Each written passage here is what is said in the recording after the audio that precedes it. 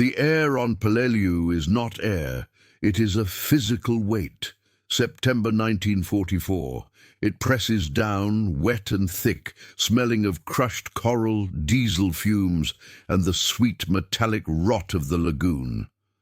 On White Beach, too, the men of the 1st Marine Division are no longer the crisp, confident force that landed.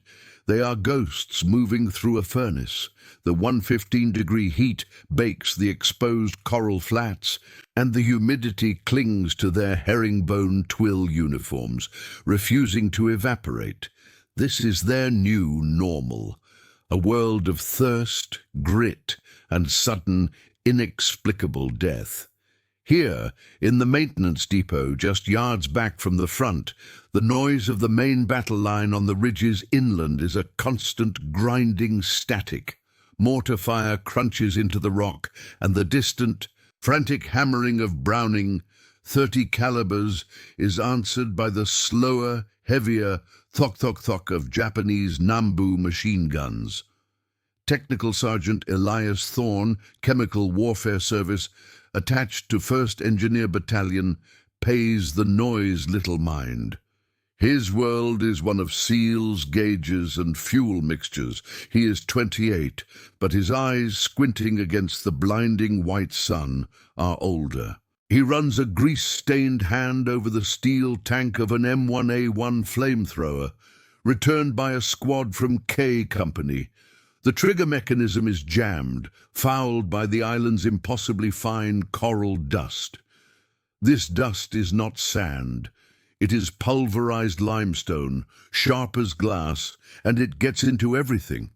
It ruins rifle bolts, seizes vehicle engines, and, Thorne notes with grim frustration, clogs the ignition systems of the weapons he is meant to keep functional. He methodically breaks the weapon down, his movements precise, economical. Around him the routine of war continues. Marines strip and clean rifles, their curses quiet and exhausted. A corpsman injects plasma into a dehydrated man lying on a stretcher. This is the calm before the storm, or rather the brief, stifling lull in the middle of it. Thorne glances up from his work, past the shattered palm trees, toward the ominous shadow in the center of the island, the Umur-Bragol. The Navy's pre-invasion reports had called it a ridge. The grunts who came back called it Bloody Nose. It is a 5-mile-long spine of jagged volcanic coral, a fortress built by nature and perfected by man. Thorne's flamethrowers are the designated tool for the bunkers rumored to be hiding there. He looks back at the M1A1 on his workbench. It is a clumsy, unreliable weapon prone to failure. Even the newer M2, which he has 30 of, feels inadequate. They are weapons of terror, certainly, but he has read the field reports from Saipan. They burn for 10 seconds. Spray a thin gasoline oil mix about 20 yards. And then they are just 70 pounds of dead weight on a man's back. He feels a cold knot in his stomach. The weapons he is servicing are not good enough for the job they are about to be asked to do. He can feel it, a subtle dissonance in the air, a problem not yet fully formed. The ridge is waiting. The full scale of the problem reveals itself not as a mystery, but as a sudden, brutal education. The 5th and 7th Marines begin their main assault on the Umur-Bragol pocket, and the island's static erupts into a symphony of slaughter. The ridge is not a ridge. It is a honeycomb. Thorne and his engineering detachment are moved up to a forward command post to support the assault companies. He sits in a captured Japanese dugout, listening to the field telephone receiver crackle. The voice on the other end is strained, breaking with panic and exhaustion. It's a platoon leader from K Company, 3-5, pinned down. "We can't see them!" The voice screams over the gunfire.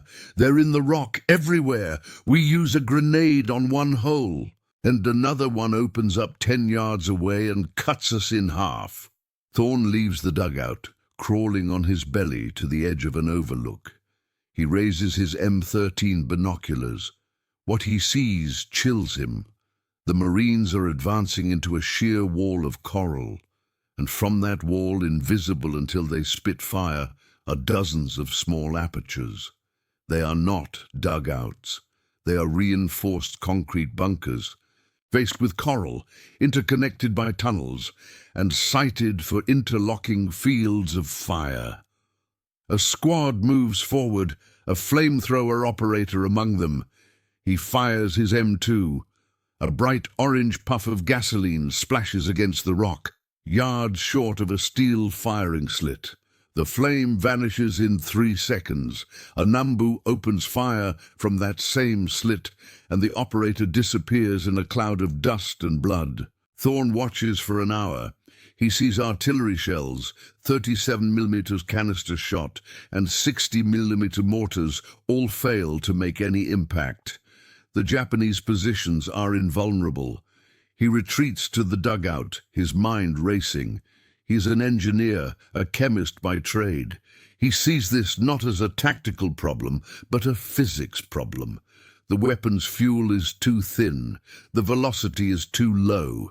The duration is a joke. The men are being asked to fight a fortress of concrete and steel with a weapon designed to burn wood and brush. He pulls out a stained technical manual for the M2. Propellant, nitrogen, N2.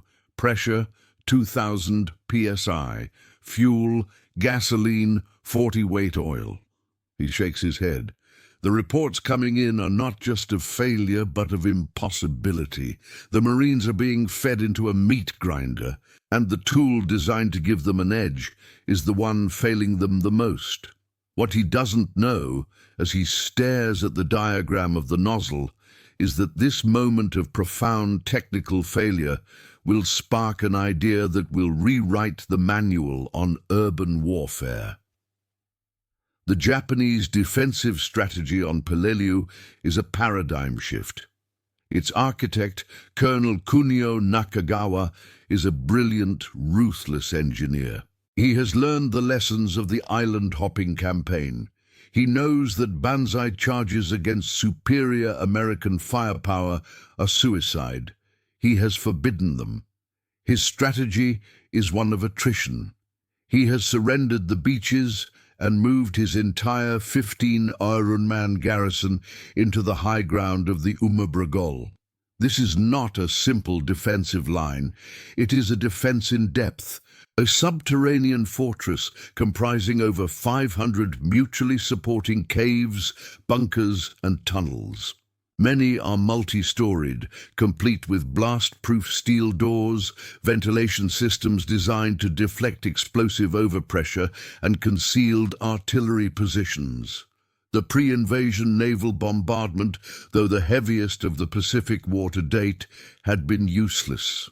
The 16-inch shells from the USS Tennessee merely bounced off the reinforced coral, doing little more than pockmarking the landscape and angering the defenders. A declassified U.S. Navy Bureau of Yards and Docks report, filed in October 1944, states the problem in cold technical prose.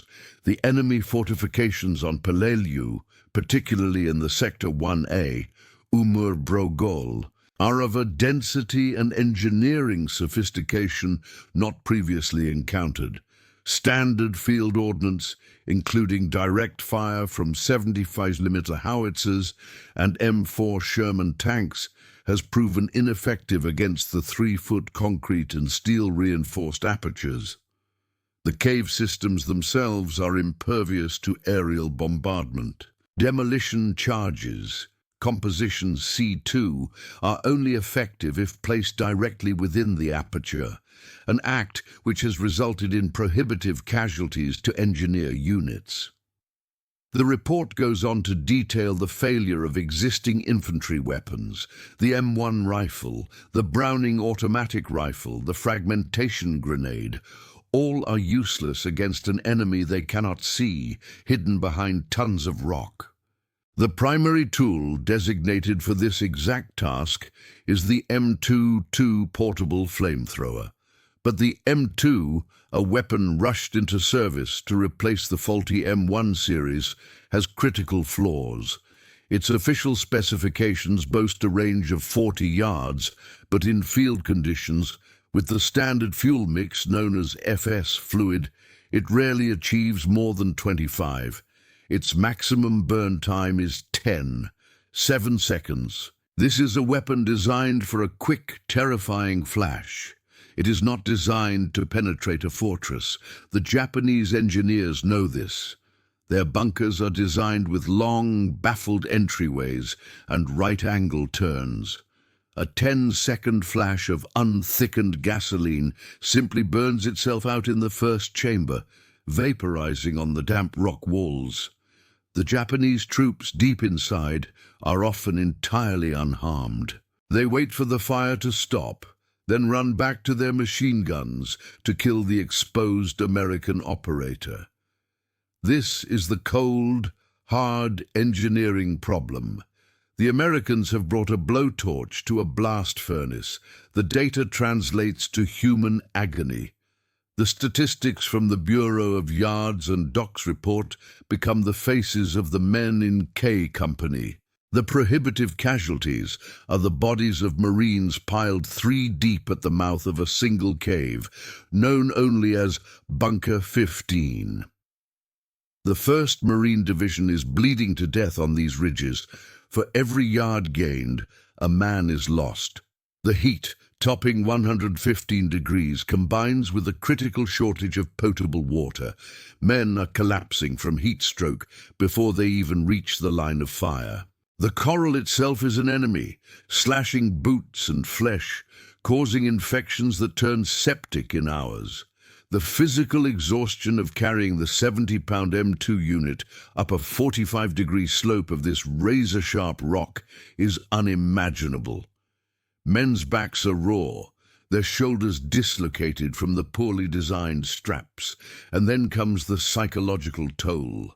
A flamethrower operator is the primary target for every Japanese rifleman and machine gunner. He carries a bomb on his back.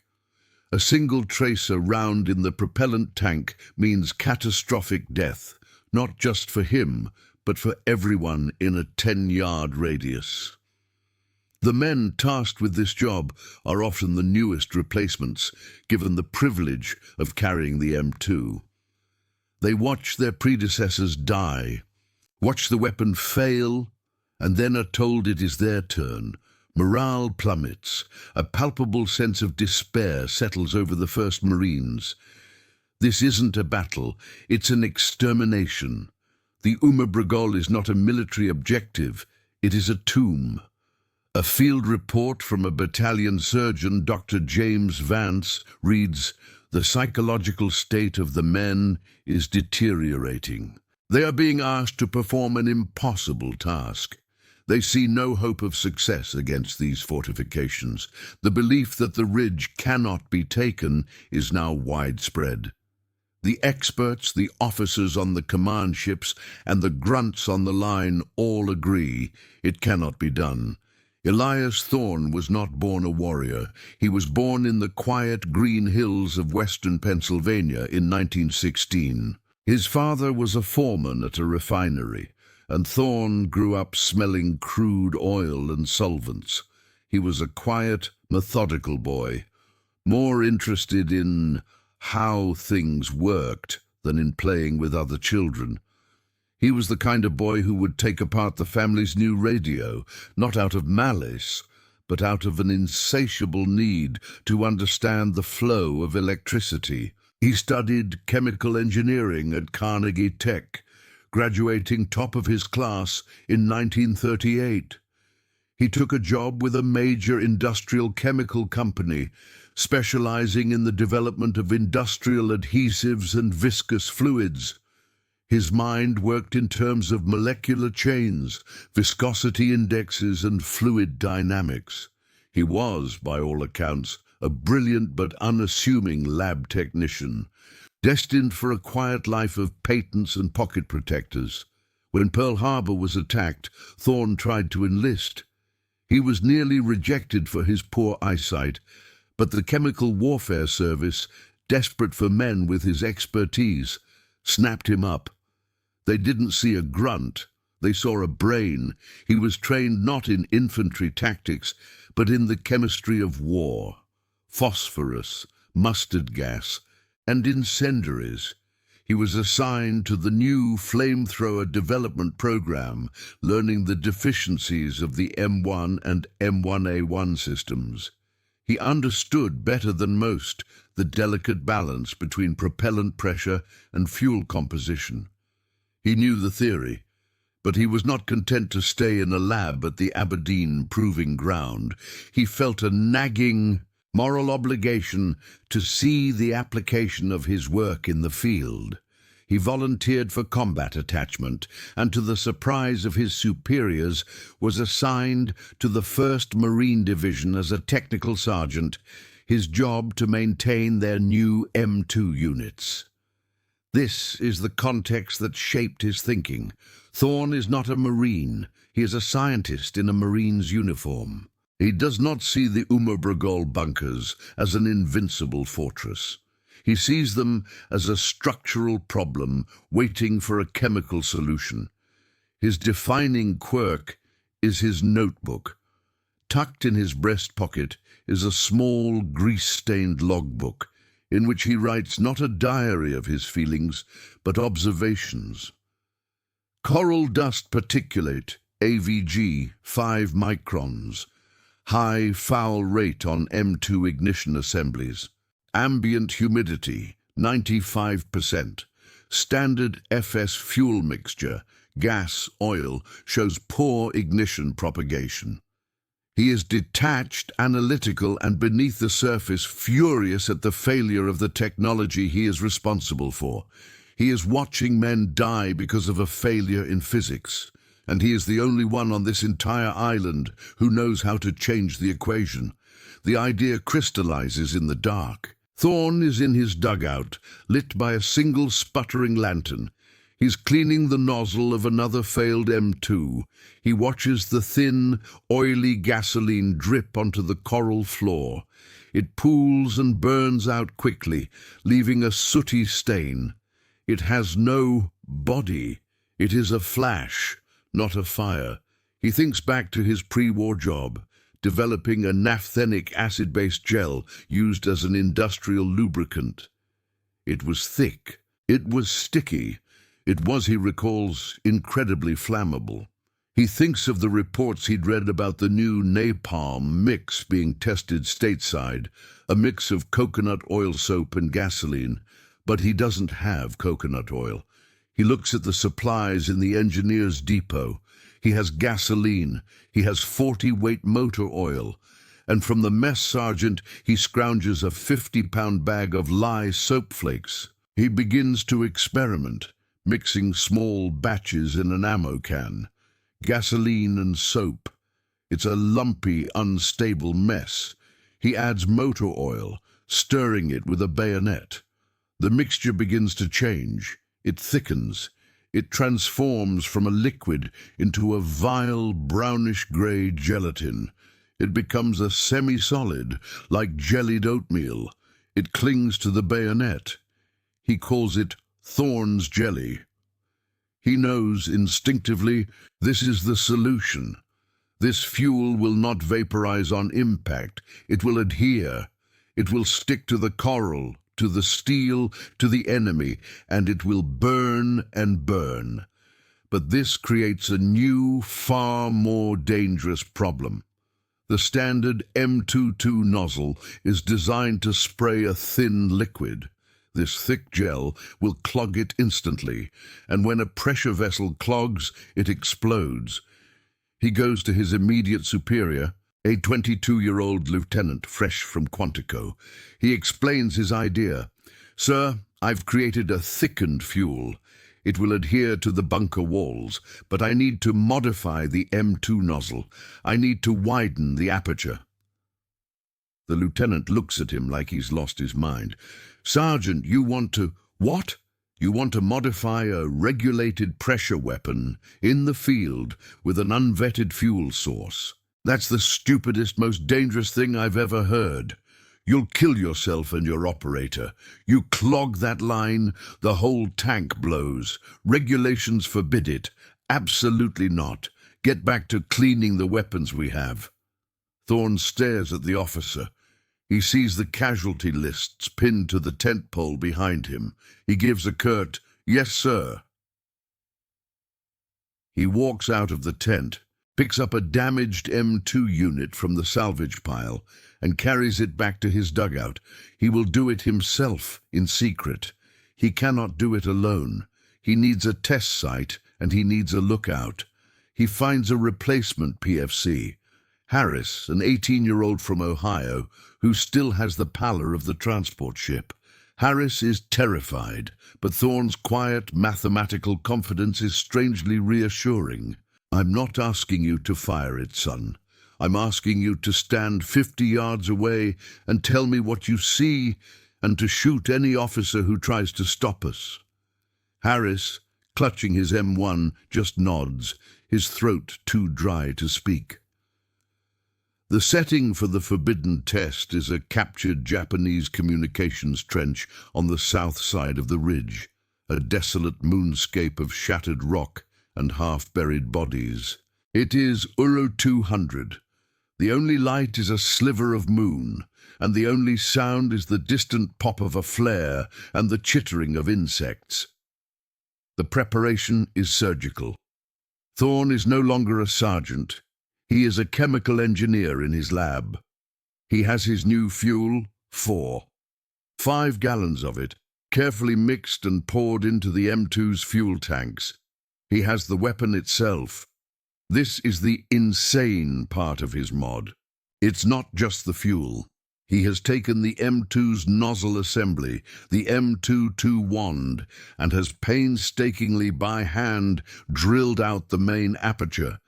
He widened it from its standard 0, 5-inch diameter to just over 0, 6 inches.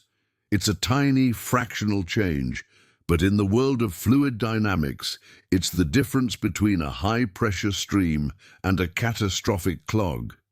He has also, in a stroke of genius, tinkered with the propellant valve, reducing the initial nitrogen pressure slightly to compensate for the thicker fluid, hoping to create a steadier, more cohesive rope of fire, rather than a wide, gassy spray. He checks every seal. He wraps the joints in salvaged rubber tape. The air is thick with the chemical smell of the gelled gasoline, sharp and pungent. Harris stands at the end of the trench, his back to a wall of coral. "Sarge," Harris whispers, his voice cracking. "This feels wrong. If this goes up—" Thorne just grunts, hoisting the 70-pound tank onto his back. He clicks the ignition. The small blue pilot flame pops to life at the end of the wand. It seems impossibly small, impossibly fragile. He faces a sheer wall of coral 30 yards away. He grips the trigger. "Cover your eyes, kid," he says. The tension is unbearable. He's about to test a weapon that, by all logic and regulation, should incinerate him. His first attempt is a failure. He squeezes the trigger. There is a deep, guttural whump as the nitrogen propellant forces the thick jelly into the ignition chamber. A thick, sluggish glob of burning gel arcs out, landing a pathetic 15 feet away. It sputters on the ground, a fiery puddle. The pressure is wrong. The mix is too thick for the pressure, or the nozzle is still too small. Harris lets out a shaky breath. "Sarge, let's just call it." Thorne ignores him.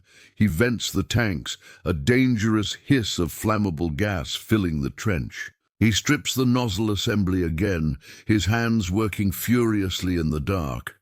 He takes his drill bit. He widens the aperture even more. It's reckless, it's unscientific. It's an act of pure desperation. He repressurizes. He straps the tank back on. He stands in the same spot. He takes a deep breath and squeezes the trigger again. It is not a whoosh. It is a roar. A solid, coherent rope of brilliant white-hot fire erupts from the wand. It's not a spray. It is a stream of liquid hell. It travels 30, 40, nearly 50 yards dead flat and impacts the coral wall with a wet, satisfying thwack. The gel sticks. It clings to the vertical rock face, spreading like burning lava. The fire does not flash and disappear. It adheres, burning with a ferocious, impulsating intensity. The coral itself begins to glow. Thorn holds the trigger. 5 seconds. 10 seconds. The M2's entire payload is expended in one long 12-second torrent of fire, but the fire on the wall does not go out. It continues to burn and burn and burn. The heat is so intense, Harris has to shield his face from 50 yards away. Thorn looks at his watch. The jelly burns on the rock for 45 seconds. 60, 90. The steel-grey coral is blackened and beginning to crack from the thermal shock. Harris slowly walks over, his eyes wide, reflecting the flames. "My God, Sarge, it's beautiful." Thorn lowers the wand, his hands shaking, not from fear, but from adrenaline. He did it. He had created a weapon that could flow, stick, and burn. He had created a tool to kill the ridges. If stories of innovation under fire fascinate you, stay with us. The next chapter of this war is being written in jellied gasoline. The next morning, Thorn doesn't report his test. He is found. His lieutenant, making his rounds, finds the blackened, cracked, and still warm patch of coral in the communications trench. He finds the empty ammo can, still sticky with Thorn's jelly. He finds Thorn and Harris asleep from exhaustion next to the modified M2. By 0800, Thorn is standing at attention in the 1st Engineer Battalion's command post, a captured bunker that stinks of sweat and canvas. Before him stands his lieutenant, a very angry captain, and the battalion's major. The mood is not celebratory, it is funereal. "Sergeant?" The major begins, his voice cold and flat. "You are aware, I presume, that unauthorized modification of a pressure-regulated ordnance system is a capital offense under the Uniform Code of Military Justice. You are aware that you endangered not only your own life, but the life of PFC Harris and this entire command position." The lieutenant adds, his voice sharp. "He used lye soap from the mess and motor oil from the LVT pool, sir. He stole government property to build this thing." The captain holds up the modified nozzle. "You drilled it out. You intentionally compromised the structural integrity of the weapon." Thorn stands rigid. He does not apologize. He does not make excuses. He simply switches from soldier to engineer. "Sirs," he says, his voice as flat and precise as the major's. "The M22, as issued, is ineffective against the Umur-Brigol fortifications. The FS fuel vaporizes on impact or fails to reach the aperture. Its effective burn duration on target is less than 3 seconds. We are losing Marines because our weapon system has a 25-yard range and no penetration capability." He nods at the nozzle in the captain's hand. That is an M2T nozzle. The aperture is widened to 0. 62 inches. It is paired with a 6% aluminum soap gasoline gel mixture. This mixture maintains cohesion, increases the effective range to 45 yards, and adheres to vertical and inverted surfaces, burning at approximately 2,000 degrees Fahrenheit for a duration of 90 to 120 seconds. The tent is silent. The officers are stunned, not by his audacity, but by his precision. He hasn't made a weapon, he's delivered a technical specification. "It's not just a flamethrower anymore, sirs," Thorne continues, his voice gaining a quiet passion. "It's a liquid incendiary projector. The gel will flow around the right-angle baffles. It will adhere to the steel blast doors. It will consume 100% of the available oxygen in a sealed bunker within 30 seconds. It will neutralize the occupants without requiring a direct line of sight." The Major stares at Thorne, then at the casualty reports on his desk from the previous day's assault. The impossible Bunker 117 had cost I Company 12 men. He picks up the nozzle, weighs it in his hand. He looks at Thorne. "You built one of these?" "I've prepped 3, sir. The fuel is mixed." The Major throws the nozzle on the desk. "You're a goddamned maniac, Sergeant." He turns to the captain. "Get I Company. Tell them they're pushing on 1 to 17 again, at 1,000. Sergeant Thorne will be providing support." The transition from the tribunal to the battlefield is immediate. There is no applause, no congratulations. There is only the grim, exhausted faces of I Company as Thorne and Harris, laden with 2 of the new M2T units, join them at the line of departure. The target is Bunker 117, a concrete and steel pillbox set 30 feet up a sheer coral cliff. It has held off all attacks for 2 days. The assault begins at 1,000. 2 bar teams lay down covering fire, the 30-06 rounds sparking uselessly off the bunker's face. The Nambu inside opens up, its slower, heavier thock-thock-thock, pinning the Marines behind a low wall of coral. It's the same stalemate. "Diaz, you're up!" a sergeant yells. Corporal Diaz, carrying Thorne's first mod, nods. He looks at Thorne. Thorne just taps his own helmet. "Trust the physics, Corporal." Diaz breaks cover, sprinting across 20 yards of open, shattered ground, the bars firing continuously to cover him.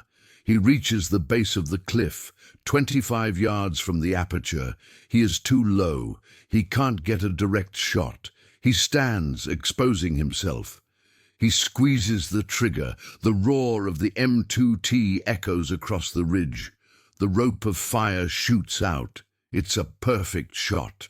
It hits the coral face, just below the 8-inch firing slit, but it doesn't splash. It clings. The burning jelly, thick as molasses, flows up the wall and pours through the aperture like a liquid. The effect is instantaneous and horrifying. The Nambu stops firing. A gout of black, oily smoke billows from the aperture. Then, from a hidden ventilation shaft 20 feet up the cliff, a jet of pressurized flame and smoke erupts as the inferno inside finds its only escape. A muffled, high-pitched screaming is heard for 3, maybe 4 seconds. Then silence. The battle for Bunker 117 is over. Thorne looks at his watch. From the moment Diaz fired to the last sound, it was 30 seconds flat. The impossible bunker was neutralized by 1 man in half a minute. The captain, watching from the OP, lowers his binoculars. He picks up the field phone. "Get me Division CWS. I need every pound of lye soap on this island, and I need a drill press. Send them to Technical Sergeant Elias Thorne." The immediate outcome is a revolution in miniature. Thorne's insane modification is field expedient, dangerous, and utterly undeniably effective. Within 48 hours, Thorne and his small team of engineers are running an assembly line in a captured Japanese motor pool, modifying every M2 flamethrower in the 1st Marine Division. They work around the clock, drilling nozzles and mixing Thorn's jelly in 55-gallon drums. The impact on the Battle of Peleliu is staggering.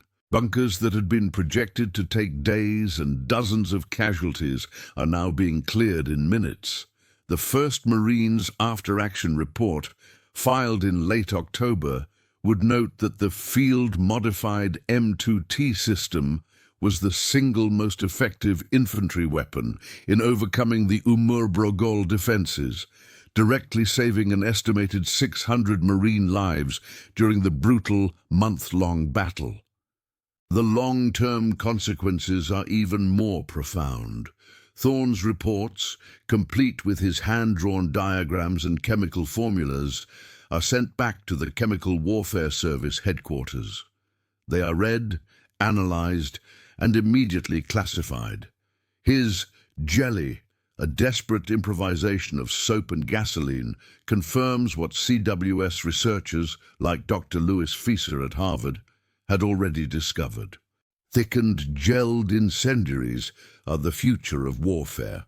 Thorn's data, gathered under the most extreme combat conditions, provides the final vital proof.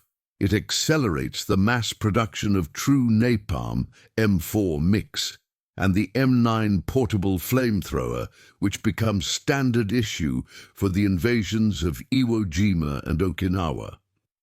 The Zippo Sherman tanks, which would become icons of terror on those islands, used a scaled-up, mass-produced version of the very principle Thorn proved in that dark trench on Peleliu. Elias Thorn himself, however, fades back into the machinery of the war. He is awarded a Bronze Star, not for his invention, but for meritorious service in a combat zone. His name is a footnote in a few highly technical ordnance reports. He is not a hero. He is an engineer. After the war, his attachment to the Marines ends. He is honorably discharged, and he returns to Pennsylvania in 1946. He goes back to his old job at the chemical plant, designing industrial adhesives. He marries, has 2 children, and lives a quiet, unremarkable life. He rarely, if ever, speaks of Peleliu. His colleagues never know that the quiet man in the lab coat, the man who solved their viscosity problems, was the same man who taught fire how to flow, stick, and win a battle. The story of Elias Thorn is not unique, it is universal. The same spirit of desperate frontline innovation that created the M2T on Peleliu is visible in every conflict. It is in the hillbilly armor welded onto thin-skinned Humvees by National Guardsmen in Iraq, a desperate answer to the impossible problem of the IED. It is in the 3D-printed drone modifications and commercial radio hacks being used on the battlefields of Ukraine today.